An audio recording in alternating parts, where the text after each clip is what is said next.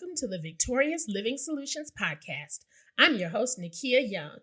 And on today's episode, we are going to get into 4 major tips that everyone in leadership needs to take heed to. We're calling today's episode, How Not to Lead. How Not to Lead. Let's get into it. Okay, y'all. Straight out the gate, number 1. Leading with fear. Leading with fear. And I'm sure all of you have experienced at least one person in leadership where every time they enter the room, everyone's collective butt cheeks clench in fear, and there's a physiological response to the presence of this person. If that's the kind of response that you are getting out of your team, it may boost your ego to feel like, yeah, I'm that girl. I got everybody in the room shook. Yeah, I'm that dude. That's right. Y'all better straighten up and listen to me. But it's only going to be a matter of time before you don't have a team anymore. Because how you make people feel is everything.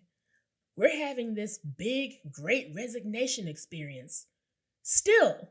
And the pandemic, we're on the tail end of the pandemic. A lot of people would argue the pandemic's over, and people are still leaving companies and organizations in droves because nobody wants to be in fear when they go to work or when they come to work with you. Manipulation tactics, domineering personalities, talking at people instead of talking to people. All of that falls under leading with fear. So if you're doing that, I suggest you go to your nearest therapist to figure out why you feel the need to domineer and control everyone around you and have everyone afraid of you in order to feel like you're doing a good job at being a leader. Because, baby, that ain't it. Number 2, refusing to delegate. Refusing to delegate. Let me tell you all something. We all are passionate about our businesses, our companies, our whatever it is that God has given us stewardship over. It's our baby. I'm with you type A people to a certain extent because you just want it to be done right. But let me tell you, if you are not delegating, you're creating extra havoc for yourself. It only hurts you and the company's bottom line in the end because you can't be everything. So save yourself the stress and the drama and delegate. You have people around you who are more than willing to help you. Let them help you. All right?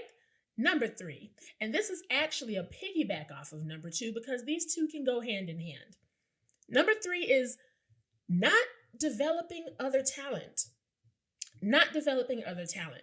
There is nothing that tanks an organization faster than not thinking of succession planning. Okay? Who is going to be able to carry this thing on when you are gone? You have to be constantly looking around and bringing up other people, teaching other people how to do things so that it can be a continuous flow. Even if you don't want to 100% step away from your company altogether, if you're at least training other talent, you can just kind of oversee and trust the people you've trained to keep the engine running. That's only going to be good for you in the end.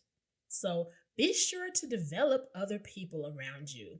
And don't be insecure and worried about if someone's going to do something better than you. You're bigger than that. Develop your people. And this next one, this is a big one, y'all. I'm going to camp out on this last one for a little bit. Shying away from conflict management. Shying away from conflict management. Let me tell you what I mean. So as a leader of any team or organization, you're not just managing the day-to-day, you're managing other people. And sometimes people suck. There's no nice way to say it. There can be someone on your team or a couple of somebodies on your team that is setting the entire temperature of the office or the organization, and not in a good way. They are creating a bad experience for everyone around them. And this is hard because it has nothing to do with you. They may love you as a leader. They may feel like you are one of the best leaders they've ever come across. But every time they have to come to work or come to whatever your organization is and deal with this evil coworker or team member or person that is verbally abusive or psychologically abusive or is just making it very difficult for them to come every day and do what they came to do, what you hired them to do. If they come to you about it, first of all, that's huge because that means they trust you as a leader to help them manage this situation. And I'm sure as a leader, there may be a part of you thinking, well, they're grown-ups. They should be able to handle themselves. Okay, but part of them handling themselves is advocating for themselves. And I'm sure there's some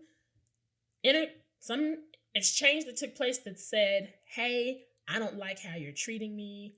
Knock it off. And 9 times out of 10, the other person didn't knock it off, right? Or maybe everyone is different. They could be non-confrontational and not really know how to approach it. I don't want to make waves, but this coworker is making things really difficult. And then that's why they're coming to you, their leader, for assistance. So how you manage them coming to you is everything. If you just say, well, go talk to them about it. I don't really know what to do. You guys are grown. You guys should be able to figure that out. You've done 2 things. 1, you've shamed them for having a conflict that they didn't ask for.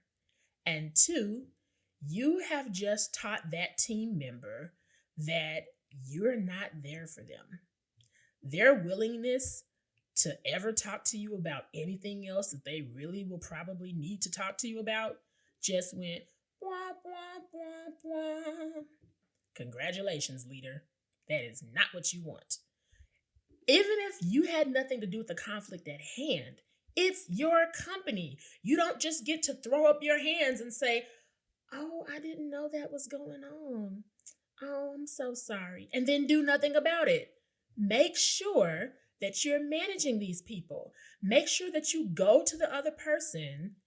And please, if you go to the other person, don't throw your team member under the bus. Don't go to them and say, Susie told me that you were being mean to her. Don't do that. Go to them and say, I've gotten some complaints because more than likely they've been like this to more than one other person. I've gotten some complaints about you not following our company policies or not, walking in love or not, whatever the issue is. And they'll probably completely deny it, as most narcissistic, crazy personality people do. What?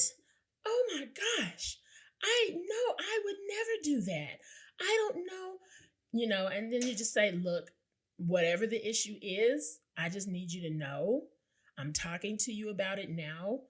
That is not the expectation at this company. I expect you to be able to work well with everyone around you. And if we continue to have complaints like this, we're going to have to keep going to the next step. 9 times out of 10, you as a leader saying something will nip things in the bud. Okay? It will let the other person know that that's not acceptable behavior. And it'll let your team member know that you're on their side. And they'll have a whole high level of respect for you as a leader, as opposed to you not addressing anything and just hoping the situation will work itself out. How it works itself out when you do that is you lose valuable team members, just like the Great Resignation has taught us. So there's our 4. There are so many more that we could talk about, you guys. We could literally go on and on. But for the purposes of this podcast, I'm only highlighting 4. Leading with fear, number one. Number two, refusing to delegate. Don't stress yourself out in 2023. Delegate. And piggybacking off of number two, number three, not developing other talent. People want to learn. People want to grow. They don't want to just be looked at as bots or assembly line workers that can only do this one thing. Give them a challenge. Stretch them a little bit. They want to know that there's opportunities for them to continue to move up. And when you don't develop them and you don't give them a chance and they really want to grow, they're going to grow somewhere, just not with you. And last but certainly not least, shying away from conflict management.